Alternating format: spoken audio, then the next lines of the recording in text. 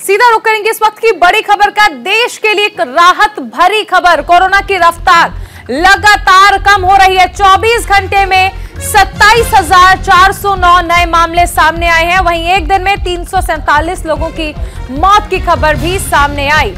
इस वक्त की बड़ी खबर और सबसे अहम चीज, ये खबर राहत देने वाली है क्योंकि कोरोना के मामले लगातार अब कम होते नजर आ रहे हैं।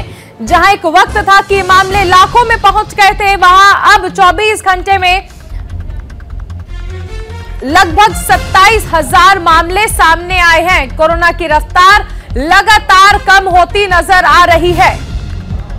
27,409 नए मामले।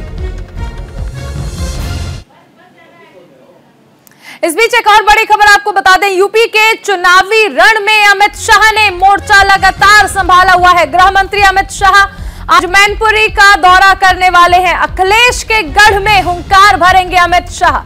11 बजे मैनपुरी पहुंचेंगे गृह मंत्री अमित शाह और यहां कृष्ण मैदान में जनसभा को संबोधित करने वाले हैं। इस वक्त की बड़ी खबर, आज अमित शाह सपा के गढ़ मैनपुरी पहुंचने वाले हैं।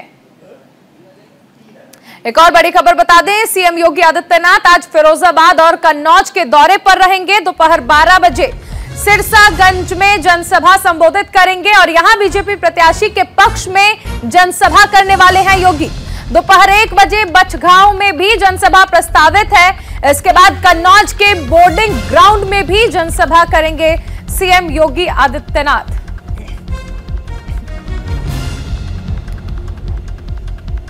हमारे साथ संवाददाता नीरज मिश्रा जुड़ गए हैं। नीरज, कहा जा सकता है तमाम दिग्गज मैदान में हैं और इसी क्रम में आज एक तरफ हम देख रहे हैं सीएम योगी आदित्यनाथ कन्नौज जाएंगे, तो वहीं सपा के गढ़ को भी ध्वस्त करने की कोशिश अमित शाह करने वाले हैं मैनपुरी में। जी हाँ, देखिए, अगर हम बात करें तो उत्तर प्रदेश चुनाव 2022 की, तो उसका आगाज हो चुका है। 2 चरण के चुनाव हो चुके हैं और अब तीसरा चरण है। पहले चरण की बात करें तो वहां जाटलैंड माना जाता था और उसके बाद मुस्लिम बेल्ट और अब यादव बेल्ट में चुनाव होने वाला है। तो आज गृह मंत्री अमित शाह अखिलेश यादव के गढ़ मैनपुरी में होंगे। उसके बाद उनका कानपुर में भी रोड शो है और साथ ही उत्तर प्रदेश के मुख्यमंत्री योगी आदित्यनाथ कन्नौज में असीम अरुण के लिए भी वोट मांगते हुए नजर आएंगे। तो साफ तौर पर कहा जाए कि अब बेहद मुश्किल भरा समय है सभी पार्टियों के लिए, क्योंकि अब तीसरे चरण में जिसने जीत हासिल कर ली 59 सीटों पर चुनाव होना है और अगर जिसने इसमें जीत हासिल कर ली वहां से जो जीत का क्रम है वो अपना बरकरार रख पाएगा। इसलिए कोई भी पॉलिटिशियन, जितने भी हैवीवेट पॉलिटिशियन हैं सभी पार्टियों के, चाहे वो अखिलेश यादव हो, चाहे वो मायावती हो, चाहे वो समाजवादी पार्टी के लोग हों, कोई भी हो, भारतीय जनता पार्टी के, कोई भी इस तीसरे चरण में चूकना नहीं चाहता। क्योंकि थोड़ा वक्त भी है और 2 से 3 दिनों का और वक्त है चुनाव के लिए। 20 तारीख को वोटिंग होनी है। तो अब सभी अपनी ताकत लगा रहे हैं तीसरे चरण के चुनाव के लिए और इसमें अमित शाह, नितिन गडकरी और योगी आदित्यनाथ सभी लोग अपनी पूरी दमखम के साथ इस तीसरे चरण के चुनाव में। भारतीय जनता पार्टी की बात तो हमने कर ली, अगर हम विपक्षी पार्टियों की बात कर लें तो उनकी क्या तैयारियां देख पा रहे हैं, उनकी रैलियां किस तरह से प्रस्तावित हैं, क्या जानकारी है? जी हाँ, देखिए, ये कहा जाता है कि तीसरा चरण जो है ये अखिलेश यादव का गढ़ है। उसमें मैनपुरी, इटावा, कानपुर देहात, कन्नौज और साथ में कानपुर नगर, ये सभी सीटें आती हैं। तो वहां पर अखिलेश यादव को और ज़्यादा मेहनत करनी होगी और वो लगातार मेहनत भी कर रहे हैं। साथ ही उनके साथ इस समय अब जयंत चौधरी नहीं रहेंगे वहां पर, ये कहा जा रहा है, क्योंकि ये पूरा गढ़ उनका माना जाता है और वहां पर यादव बेल्ट बहुत ज़्यादा है। कन्नौज की बात करें, जैसे कन्नौज में इत्र का पूरा मामला हुआ तो वहां पर अखिलेश यादव खुद जाकर उन्होंने प्रेस कॉन्फ्रेंस की थी। इसके अलावा इटावा और मैनपुरी, ये सारा समाजवादी पार्टी का गढ़ कहा जाता है और अपने गढ़ को बचाए रखना समाजवादी पार्टी के लिए एक बहुत बड़ी चुनौती और इसीलिए उतनी मेहनत भारतीय जनता पार्टी भी बीजेपी लगातार कर रही है। नीरज, आप बने रहिए, आगे भी आपसे जानकारी लेंगे। एक और बड़ी खबर आपको बता दें, चुनावी मैदान में बीजेपी के दिग्गज लगातार जुटे हुए हैं। डिप्टी सीएम दिनेश शर्मा का आज रायबरेली दौरा है। बीजेपी प्रत्याशियों के समर्थन में यहां पर वो जनसभा करेंगे। हरचंदपुर और सदर प्रत्याशी के लिए भी यहां पर वो जनसभा करने वाले हैं। इस इस वक्त की बड़ी खबर, आज रायबरेली में बीजेपी प्रत्याशी के लिए वोट अपील करेंगे डिप्टी सीएम दिनेश शर्मा। नीरज हमारे साथ लगातार बने हुए हैं। नीरज, एक तरफ हम देख रहे हैं कि सपा के गढ़ में सेंधमारी की कोशिशें, वहीं रायबरेली जिसे कांग्रेस का गढ़ भी कहा जाता है, यहां पर भी सेंधमारी की कोशिश लगातार बीजेपी की ओर से की जा रही है। जी बिल्कुल, देखिए जो रायबरेली है वो उत्तर प्रदेश की वीवीआईपी सीट मानी जाती है। यहाँ पर सोनिया गांधी खुद यहाँ से सांसद हैं और इसके अलावा जिस तरह से अदिति सिंह ने बागी तेवर अपनाते हुए भारतीय जनता पार्टी में शामिल हुई हैं, स्वामी प्रसाद मौर्य वहां से अपने बेटे के लिए टिकट मांग रहे थे लेकिन उनको टिकट नहीं मिला। उसके बाद वो समाजवादी पार्टी में चले गए लेकिन वहां से भी उनको टिकट नहीं मिला, ऐसा कहा जाता रहा है जो राजनीतिक विश्लेषक है। हालांकि इस बात को स्वामी प्रसाद मौर्य नहीं मानते, लेकिन ये बात सच है कि उनके बेटे ने पिछली बार चुनाव लड़ा था मनोज पांडे के खिलाफ और इस बार भी समाजवादी पार्टी ने मनोज पांडे को उतारा है। वहां पर अदिति सिंह और इसके अलावा मनोज पांडे जैसे तमाम दिग्गज नेता हैं जो अपनी अपनी किस्मत इस बार आजमा रहे हैं और अदिति सिंह का ये इस तरह का चुनाव है कि इस बार उनके साथ उनके पिता की कोई छवि नहीं है। उनके पिता जब उनके साथ रहते थे तो जीत निश्चित होती थी और इस बार पार्टी भी उन्होंने बदली है, यानी कि भारतीय जनता पार्टी जिसमें उनके पिता कभी नहीं रहे। तो अब अदिति सिंह के लिए भी चुनौती है और इसलिए रायबरेली का गढ़ भेदना भी भारतीय जनता पार्टी के लिए बेहद जरूरी है और डिप्टी सीएम दिनेश शर्मा आज वहां पर रहेंगे और इसके अलावा तमाम बड़े दिग्गज भी आने वाले वक्त में रायबरेली में देखे जा सकते हैं। यहाँ से बागी होना इस चुनाव पर कितना असर डालेगा, क्योंकि हॉट सीट है रायबरेली, इस पूरे चुनाव के समीकरण को समझने की आपसे कोशिश करेंगे। निश्चित तौर पर देखिए अदिति सिंह वहां से इस समय प्रेजेंट विधायक हैं और उनके जो पिता थे अखिलेश सिंह, ये 7 बार 6 बार लगातार वो विधायक रहे और कभी उनका तिलिस्म टूटा नहीं, चाहे वो निर्दलीय लड़े हों, चाहे वो अपना दल से लड़े हों, चाहे वो पीस पार्टी से लड़े हों या चाहे वो कांग्रेस से लड़े हों, हर बार वो जीतते थे। उनका एक बहुत बड़ा साम्राज्य अगर कहा जाए रायबरेली की सदर सीट पर रहा और वो कभी हारे नहीं, लेकिन इस बार वो है नहीं, यानी कि उनकी मृत्यु हो चुकी है 2-2.5 साल पहले और उसके बाद से अदिति सिंह ने मोर्चा संभाला है और अदिति सिंह कांग्रेस पर तमाम आरोप लगाते हुए उन्होंने कांग्रेस का दामन छोड़ दिया और अब वो भारतीय जनता पार्टी की प्रत्याशी हैं। सदर में कभी भी भारतीय जनता पार्टी ने अपना कमल नहीं खिलाया था। अब इस बार ये माना जा रहा है कि अगर अदिति सिंह मजबूती से चुनाव लड़ेंगी तो रायबरेली की सदर सीट पर भी कमल खिल सकता है कि बीजेपी की इस सीट पर सेंधमारी की कोशिशें कितनी सफल होती हैं। नीरज, आप बने रहिए, आगे भी आपसे जानकारी लेंगे। चुनाव से जुड़ी एक और बड़ी खबर आपको बता दें, कांग्रेस नेता राहुल गांधी आज पंजाब में चुनाव प्रचार करेंगे। पटियाला, मानसा और बरनाला में प्रचार करने वाले हैं राहुल गांधी। कांग्रेस प्रत्याशियों के लिए यहां पंजाब में वो चुनाव प्रचार करने वाले हैं। तो पंजाब में चुनाव होने हैं 20 तारीख को और ऐसे में बहुत ज्यादा जरूरी है कि कांग्रेस लगातार यहां पर कोशिशें कर रही है कि सरकार जो है वो बची रहे और कांग्रेस नेता राहुल गांधी खुद मोर्चा संभाल रहे हैं। पटियाला, मानसा और बरनाला में चुनाव प्रचार करेंगे राहुल गांधी। वहीं कांग्रेस महासचिव प्रियंका गांधी आज पंजाब में रहेंगी। अमृतसर में जनसंपर्क भी करेंगी प्रियंका गांधी। कांग्रेस प्रत्याशियों के समर्थन में चुनाव प्रचार करने वाली हैं कांग्रेस महासचिव प्रियंका गांधी। तो राहुल गांधी और प्रियंका गांधी लगातार पंजाब में सत्ता बचाने की कोशिशों में जुटे हुए हैं। एक बार फिर से सत्ता में काबिज होने के लिए एड़ी चोटी का जोर यहां पर कांग्रेस लगाती नजर आ रही है।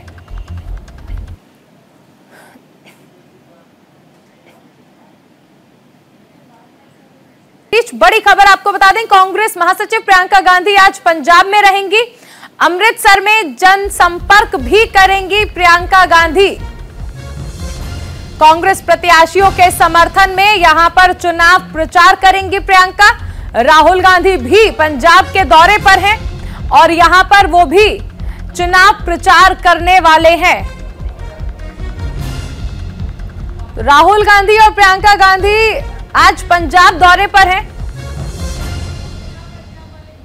हालांकि यहां 14 फरवरी को ही चुनाव प्रस्तावित था, लेकिन चुनाव आयोग से गुजारिश के बाद इस तारीख को आगे बढ़ाया गया था, जिसके बाद ये तारीख 20 रखी गई थी। अब 20 तारीख को चुनाव है और इसको लेकर लगातार ये देखने को मिल रहा है कि चुनाव को लेकर राहुल और प्रियंका पंजाब में प्रचार की कमान जो है वो लगातार संभाल रहे हैं।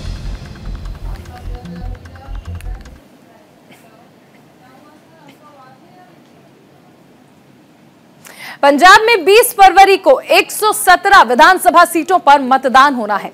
इस बीच मुख्यमंत्री और कांग्रेस के सीएम पद के उम्मीदवार चरणजीत सिंह चन्नी ने एक बड़ा ऐलान किया। चरणजीत सिंह चन्नी ने राज्य में कांग्रेस की वापसी पर 1 लाख सरकारी नौकरी देने का वादा किया, साथ ही फ्री शिक्षा का वादा भी किया। सियासत में खूब उठापटक हो रही है, रैलियों का रैला जारी है। कांग्रेस ने पंजाब में चरणजीत सिंह चन्नी को ही सीएम चेहरा घोषित किया है। लिहाजा चन्नी ने पंजाब में हाथ को मजबूत करने के लिए बातों का पिटारा खोल दिया है। चरणजीत सिंह चन्नी ने पंजाब में युवाओं को 1 लाख नौकरी देने का वादा किया है। पंजाब सरकार की कैबिनेट दे विच पास करके एक गारंटी स्कीम लेके आए हैं। ये 3 महीने दे विच मैं लेके आंदी है, जिहदे नाल सरकार की जिम्मेवारी होएगी कि वो नौजवानों को नौकरी सरकारी प्राइवेट या रोजगार या जिहड़ा नौजवान बाहर जाना चाहता है उन्होंने इंटरस्ट फ्री लोन दे के जे वो बाहर पढ़ना चाहता है या रोजगार करना चाहता है ਉਹਦਾ जान का खर्चा आने का खर्चा बाहर की पढ़ाई का खर्चा वो सरकार अपने जुम्मे लेगी। नाल नाल मैं बेनती करना चाहता कि मैनू सिर्फ 3 महीने ही मिले, लेकिन जेकर 5 साल मिलते तो सब तो पहला जिहड़ा मैं सिग्नेचर करने चिट्ठी ते वो 1 लाख सरकारी नौकरियां दा होएगा। पंजाब के चुनाव में केजरीवाल की आम आदमी पार्टी भी बड़ा फैक्टर बनकर उभरी है। लिहाजा जुबानी तीर कभी केजरीवाल की तरफ से छोड़े जाते हैं तो कभी कांग्रेस की ओर से। कांग्रेस पंजाब का किला बचाने की कोशिश कर रही है। लिहाजा कांग्रेस महासचिव के साथ साथ राहुल गांधी ने भी मोर्चा संभाला है, लेकिन विरोधी दलों पर प्रहार पंजाब के सीएम चरणजीत सिंह चन्नी कर रहे हैं। चरणजीत सिंह चन्नी ने पंजाब में फ्री शिक्षा वाला पिटारा खोला है। मैं बेनती करना चाहता हूं कि आटा दाल के नाल ठीक है, आटा दाल भी जरूरी है, ऐसी भी दे रहे हैं तो देनी है, लेकिन आटा दाल देने के नाल पेट तो भर जाएगा, तरक्की नहीं होएगी। पंजाब के लोग नूं तरक्की करने वास्ते, सूबे की तरक्की वास्ते सिक्ख्या एजुकेशन बहुत जरूरी है। अज एजुकेशन बड़ी महंगी मिल रही है। प्राइवेट यूनिवर्सिटियां प्राइवेट कॉलेजों के विच आम आदमी अपने बच्चे को नहीं पढ़ा सकता।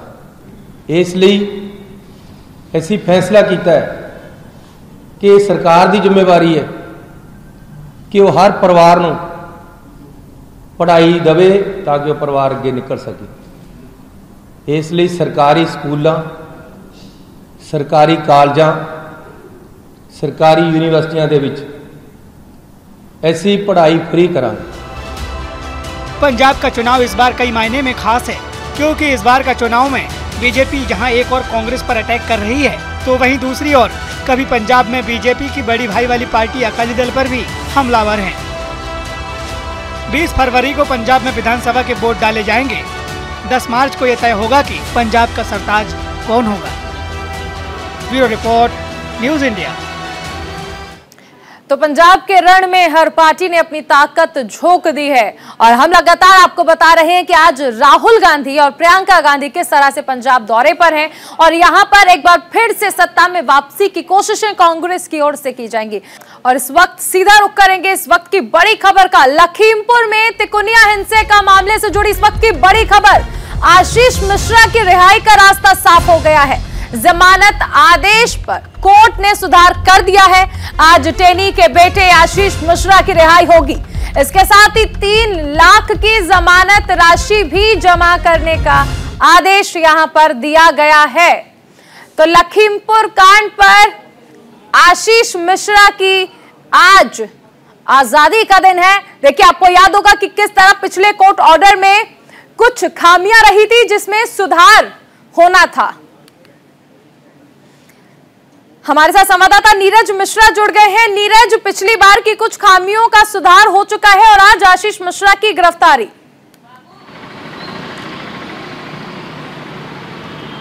देखिए, आज आशीष मिश्रा की रिहाई हो जाएगी और ये पूरा मामला 3 अक्टूबर का है, जब तिकुनिया कांड हुआ था। वहां पर जो थार गाड़ी थी उसने कई किसानों के ऊपर वो चढ़ गई थी, उसमें 4 किसानों की मौत हुई थी। उसके बाद फिर लाठी डंडों से पिटाई का पूरा मामला आया था और इसमें कुल मिला के 9 लोगों की मौत हुई थी। मामला बेहद हाई प्रोफाइल था, क्योंकि केंद्रीय गृह राज्य मंत्री अजय मिश्रा से जुड़ा हुआ मामला था, उनके पुत्र का मामला था। तो पूरे उत्तर प्रदेश में नहीं, पूरे देश में इस पूरे मामले की गूंज हुई थी।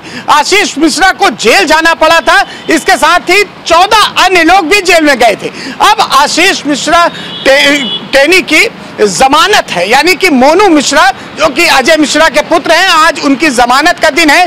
हालांकि 10 तारीख को इनकी जमानत हो जाती, लेकिन कुछ खामियां रह गई थी, अब वो पूरी तरह से पूरी हो गई हैं और आज उनकी जमानत हो जाएगी। लखनऊ जो हाईकोर्ट है उसने ये आदेश दे दिया है, जो खामियां थी वो पूरी हो गई, तो आज आशीष मिश्रा की जमानत हो जाएगी। हालांकि इस पूरे मामले पर जो तमाम विरोधी पार्टियों के लोग हैं वो लगातार आवाज उठा रहे हैं कि केंद्रीय गृह मंत्री के होने के नाते उनको ये लाभ मिला है कि ये ऑर्डर जो है ये कोर्ट की तरफ से आया है, लेकिन इसके बावजूद विपक्ष लगातार आशीष मिश्रा की रिहाई पर, सरकार पर हमलावर है कि आखिर कैसे किसानों का हत्यारा इस तरह खुलेआम बाहर घूमने वाला है। और सबसे अहम चीज अब आप देखिए कि तीसरे चरण का चुनाव भी है और उससे पहले आशीष मिश्रा की रिहाई को लेकर विपक्ष सरकार पर हमलावर है। देखिए, इसमें 2 बातें हैं। एक, पहली बात तो ये कोर्ट का आदेश है, पुलिस ने जो चार्जशीट लगाई, जो चीजें लगाई, एसआईटी ने जो जांच की, वो अलग चीज है। कोर्ट अपने नजरिए से देखती है, वो पॉइंट टू पॉइंट सारी चीजों की समीक्षा करती है और उसके बाद जमानत देना है कि नहीं देना है, ये कोर्ट का अपना विवेकाधिकार होता है। तो कोर्ट के मामले में कोई टिप्पणी कभी भी की नहीं जा सकती। और दूसरी तरफ अगर हम बात करें भारतीय जनता पार्टी की, तो भारतीय जनता पार्टी पहले दिन से अजय मिश्रा टेनी के साथ खड़ी रही है। आशीष मिश्रा का हालांकि कोई बचाव नहीं किया, लेकिन अजय मिश्रा को लेकर जिस तरह से तमाम बातें हुई, तमाम राजनीतिक दलों ने लगातार आरोप प्रत्यारोप लगाए, तमाम धरना प्रदर्शन न केवल उत्तर प्रदेश में बल्कि देश में हुए। उसके बाद भी भारतीय जनता पार्टी अपने केंद्रीय गृह राज्य मंत्री के साथ खड़ी रही, क्योंकि तमाम ऐसी चीजें उसे भी पता थी कि अगर आने वाले वक्त में जमानत हो गई तब भी भारतीय जनता पार्टी की किरकिरी हो जाएगी और वहां पर उसको नुकसान झेलना पड़ेगा। तो सभी नफा नुकसान को देखते हुए भारतीय जनता पार्टी केंद्रीय गृह राज्य मंत्री के साथ खड़ी रही और उन्हें पद से हटाया नहीं, बल्कि बहुत दबाव था। और आज उनकी जमानत हो गई, यानी कि भारतीय जनता पार्टी ने जो अपना स्टैंड लिया था, कहीं ना कहीं वो साबित करेगी कि हम अपने स्टैंड पे सही थे और कोर्ट ने जो फैसला दिया है वो कोर्ट का अपना फैसला है, स्वागत योग्य है। जो भी कोर्ट फैसला करेगी वो मान्य होगा, ये अजय मिश्रा भी कहते थे और ये भारतीय जनता पार्टी भी कहती। चलिए, बहुत शुक्रिया नीरज इस तमाम जानकारी के लिए। इस बीच एक और बड़ी खबर आ रही है, चारा घोटाला मामले में आज फैसला आने वाला है। रांची सीबीआई स्पेशल कोर्ट आज फैसला सुनाने वाली है। लालू समेत 99 आरोपियों पर आएगा फैसला।